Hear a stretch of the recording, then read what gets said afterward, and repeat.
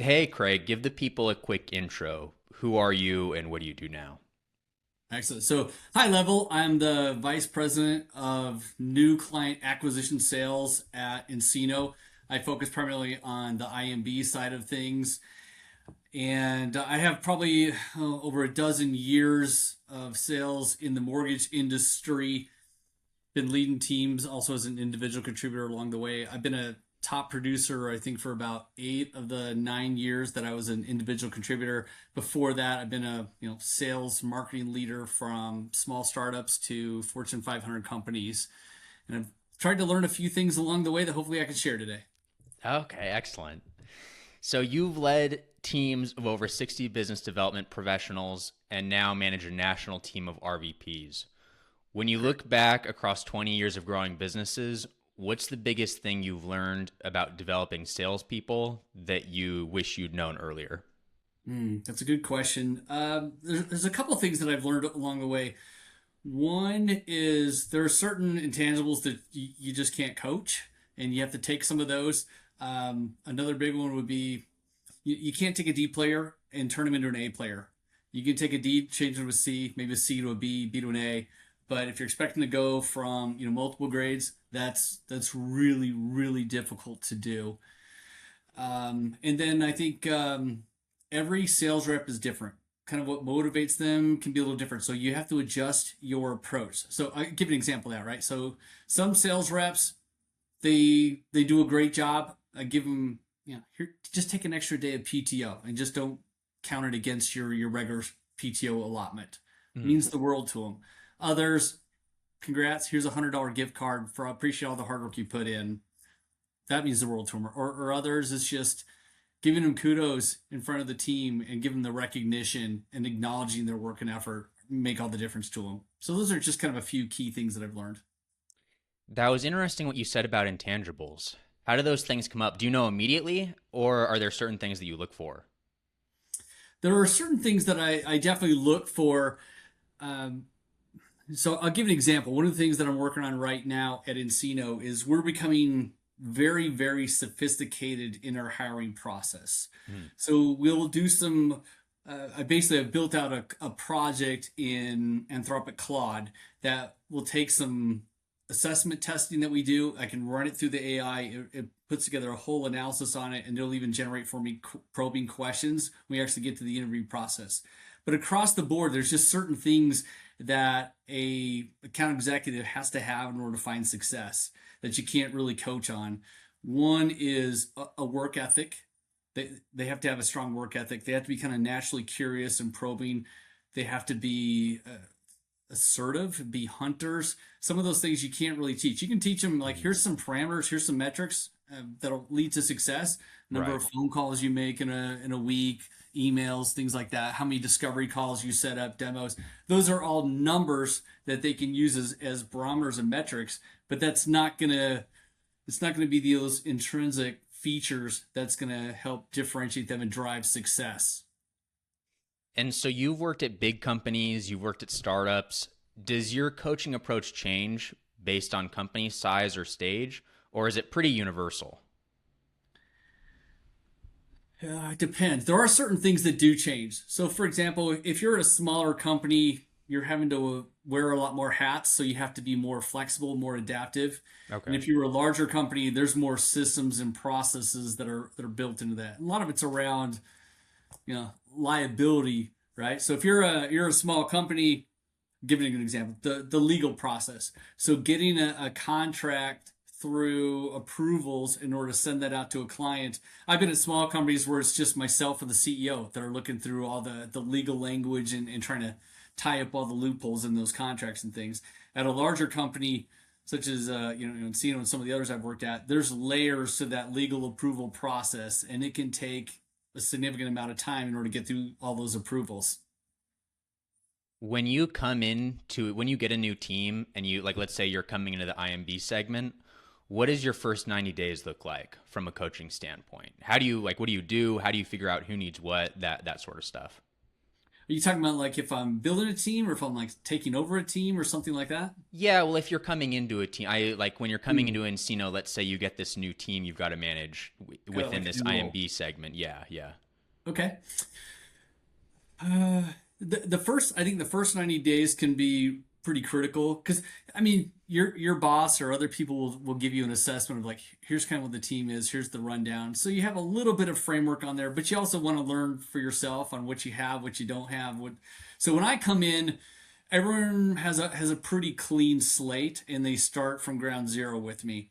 Mhm. And then I kind of work with them. We do your regular one-on-ones and things like that. Within about 6 to 8 weeks, you're starting to get a pretty clear picture of who you have and who's on the team, what their strengths and weaknesses are. Are they good at their CRM cleanliness and hygiene? Are they good at prospecting? Are they good at building pipelines? Can they manage deals through the process? So you learn all those things pretty quickly.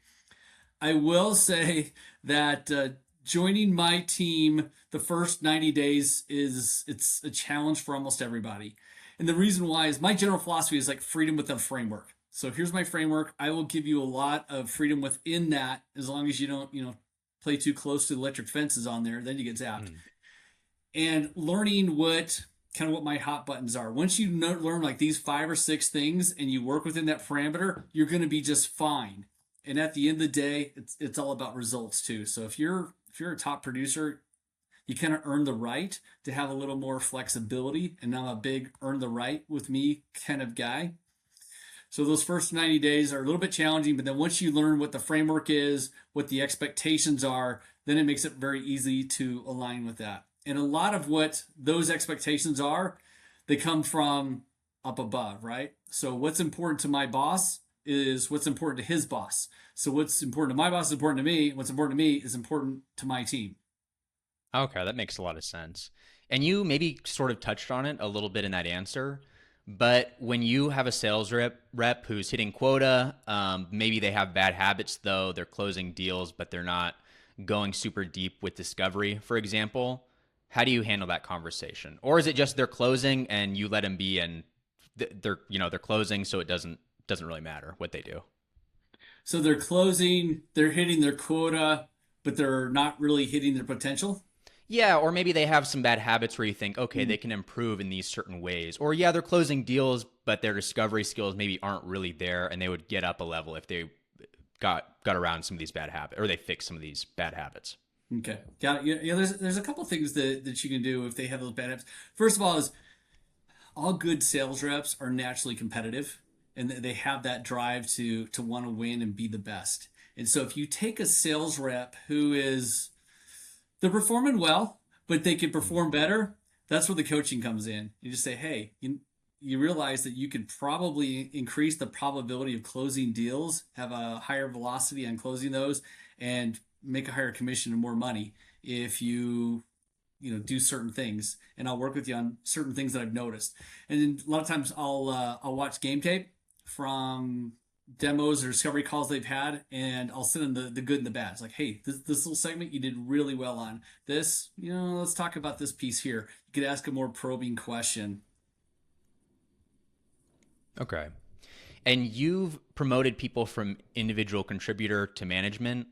What do you look for in sales reps that signals they're ready to lead versus someone who's really good at sales but wouldn't make a very good manager? And there's a lot of things in there. So one is, do they even have the aptitude to do it? Because some people love being an individual contributor and don't even will never want to be in management because they're like, I just don't want to deal with the same pressures or things that you do. Yeah. Others are, I look at it and go, could that person replace me? Do they want to replace me? If so, what can I do to help them to develop the skills to get to the next level? So maybe I'll share. We'll work together on a project together. And I start out. I kind of use this analogy. It's like on this project, I'll be Batman, you be Robin, and then maybe on the next one, you're Batman and I'm Robin, so that they kind of learn that skill. But I mean, I spend a lot of time in reports and Excel spreadsheets and crunching data and numbers. That's just part of the job. And Hmm. not a lot of sales reps want to do that. But if they want to and they're willing, I'm more than happy to coach them and help them out. And then you'll see some ones that are kind of natural leaders. where the team members will gravitate toward them, go to them for advice and recommendations on how they do things. And then I think the last thing is when you look at someone and go, something were to happen to me, could that person step right in and not really miss a beat? Then that's when you know you really have a good AE who's ready to turn the corner and take it to the next level. You earlier you were talking about nCino's hiring process. You guys are switching it up a little bit, and you've hired tons of salespeople across your career. What's the one thing on a resume or in an interview that makes you immediately more interested in candidate, and what's something that's an instant pass that you see? Hmm. Uh, Again, it kind of goes back to some of those. Let's see, on a resume, Yeah, on a resume, well, both on a resume or an interview in that the comes interview up. process. And I know you said you a little bit you like work ethic, and there are certain things that come up like that. But yeah, anything that shows up on either of those things. Yeah, I mean, work ethic, attention to detail. Like if you see a bunch of errors on a resume, they're probably not going to be great at Right. keeping their Salesforce clean. They're probably not going to have a very tight, you know, sales deck that they use. There could be all kinds of challenges there. The work ethic is a big one, and that's one of the things that I would always encourage, especially new sales reps that are coming in the business. So there's two things, right? There's two things that if you're new that are can really help anyone. One is the work ethic, and two is how coachable are you. You give me those two things, and I can coach up a lot in a lot of ways. Now I'll give you an example on the work ethic and what I mean by that. So I think it was one of my very first sales jobs I had. I was talking to a coworker of mine, and he's like, one of the reasons why got into sales is because I can make a lot of money, but also it gives me a certain lifestyle. And so about 3 o'clock every day, I kind of nod off. I quit for the day, Yeah. and I start doing the math on that. I go, okay, wait a second. So if you're leaving at 3 o'clock every day, and say I work to at least five, that gives me another 2 hours a day that I'm working. So that's 10 hours a week. That's 40 hours in a month. So in a month, essentially, I'm working a whole extra week over you. In a year, that translates to over 3 months. So if I'm working that much more than you, I'm going to sell that much more than you. I'm going to make that much more than you. And there's a lot of things that can be overcome by working hard and just putting in that extra effort and time. And that's just if you're like an 8 to 5 employee, which yeah, I'm usually still at my desk well past 5. And most good sales reps are because they just have that drive that's built into them and that work ethic. Is there a way you would tell a salesperson that's trying to get hired to show those things? Because I feel like in an interview and on a resume, everyone says, "Oh, I work hard and I'm coachable." Are there specific things you look for, or things someone could say or do that would show that? I was actually listening to a podcast. I think it was about 3 4 months ago, and that work ethic came up. And one of the things that I learned that was kind of an interesting trick is because again, you want to be coachable and try and hone your craft every day, right? So one of the things the guy said was like, say we're all sitting around the table at Thanksgiving dinner with your family, and they're all just kind of like they're razzing each other and everything, and you ask the group, it's like, hey, you know Carter says he's a really hard worker, he's got a strong work ethic. Where did that come from? And then you just kind of listen to what that individual would say about what would his family say about where he developed that work ethic from. Was he, did he work on a farm and have to get up early in the morning and milk the cows every day? Was there, there's a lot of different ways that you can work hard. My dad had a business, and I was working at his business ever since I was like 13, trying to do different things and working my way up within the organization, learning all the different skill sets there. So it's the stories that people ask or people will tell you that can be the most telling. And then what I do is I record all those conversations, all those interviews, right? And then I upload them into my little AI project, and it will analyze and dive deeper into those as well. So it's those are just some of the little things that I've picked up. Okay, so yeah, there are some dead giveaways. If you ask the question in a certain way, it's pretty easy to tell. Yeah, and you gotta dig deeper too, because a lot of times they'll just give you a surface answer, and you're like, well, tell me more about that, or what about this? And then it's probing to ask for more details. Give me the numbers on that. What does that mean? What does that translate to? So it's not just taking that initial surface answer, because there are some people that are very polished in interviews. Yeah, right. And if you're just taking the surface level answers, you're like, man, that was really good. But you start probing and digging. Don't be afraid to go down the rabbit hole in a big interview question. What's one piece of advice you'd give someone listening right now who's earlier in their sales career and wants to eventually be in a seat like yours? Yeah, I think I'd go back to kind of those initial answers of outwork everybody. You don't have to be the smartest. You don't have to be the most handsome. You don't have to be the funniest or anything like that, but you can outwork anyone because you choose to outwork somebody. So it would be work hard. Again, work hard on your craft every day to be a little better. Learn a little bit more, try a little bit harder, and then be coachable. Whatever advice, coaching, or recommendations people have that will make you better and help you be a better sales rep, do it. And then don't be afraid to look for other opportunities to expand your knowledge and your growth.